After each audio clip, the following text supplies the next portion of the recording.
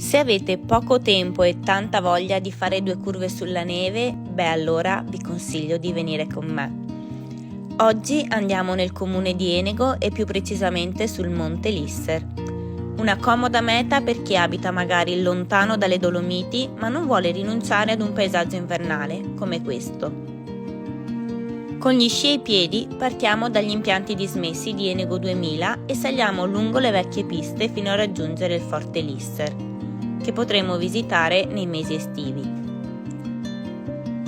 Dopo circa 300 metri di dislivello abbastanza dolci, abbiamo un'impagabile vista sul lago Rai, le Palle di San Martino, le vette feltrine e in fondo vediamo addirittura l'Alpago.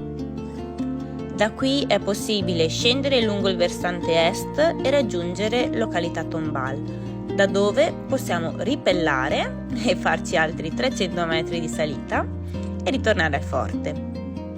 Per rientrare alla macchina invece scendiamo lungo una delle piste del versante nord.